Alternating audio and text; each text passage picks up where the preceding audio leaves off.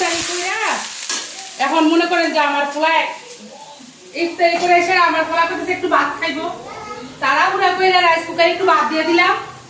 আর এদিক দিয়ে একটু মুরগির মাংস রান্না করে নিতেছি। ভালো মনে হয় যে কেমন জানি এই যে বাটা হলুদ,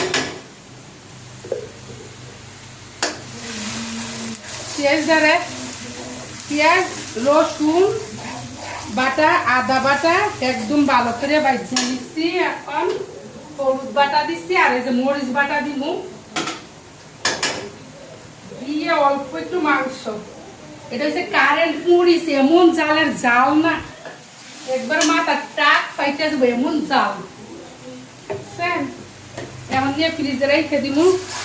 এই যে মশলাটা ভালো করে কষাইয়া অল্প একটু মাংস বুনা করে দিই, ছেলে ভাত খাইব।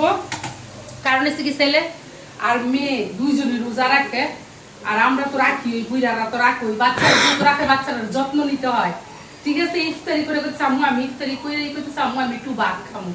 রাইস কুকারে গরম ভাত বসাই দিলাম আর একটু মাংস বুনা করে দিই, একবারে ঝাল ঝাল করে সুন্দর করে একটু মাংস বুনা করে দিই আর একটু ডিম ডাল রান্না করে দিই, ছেলে একটু ভাত খাইবো। ঠিক আছে, তারা বুড়া করে করতেছি।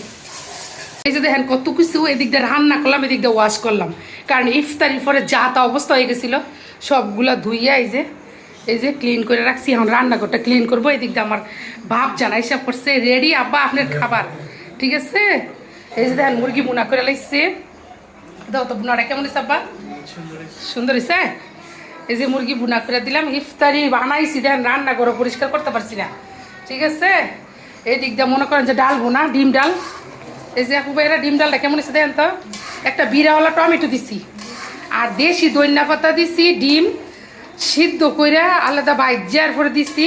আর এই যে মুসুরির ডালটা একটু ঘন ঘন করে, এটা কয় ডিম ডাল। এই ডিম ডালটা আমার বাচ্চারা এত পছন্দ করে, তারা হুড়া করে করছি আপু ভাইরা, তারা হুড়া করে, বুঝছেন। এই যে ডিম ডাল করা শেষ আর মুরগির মাংস বুনা করা শেষ। বেশি করে পেঁয়াজ দিয়ে বুনা করে দিছি, যেহেতু রোজা বেশি করি নাই, কারণ রোজার মধ্যে বেশি খাওয়া হয় না, এই কারণে বেশি করি নাই আপু ভাইয়েরা, বুঝছেন। অল্প একটু করছি, সাথে সাথে খাওয়াই যাবো। আর পুরা বাসা এখন এই যে মনে করেন যে রান্নাঘর পুরাটা একবারে চকচকা কইরা, হাড়ি পাতিল কয়েকটা রয়ে গেছে, যে হাড়ি পাতিলে 2-3টা রয়েছে, এই যে একদম রান্নাঘর ক্লিন করে আমি এখন গরম পানি দিয়ে কইরা সেরে আমার ছেলের আগে খাবার দিয়ে এই রাইস কুকারে গরম ভাত হয়ে গেছে। এরপর রান্নাঘর ক্লিন করে এরপরে শুয়ে পড়বো।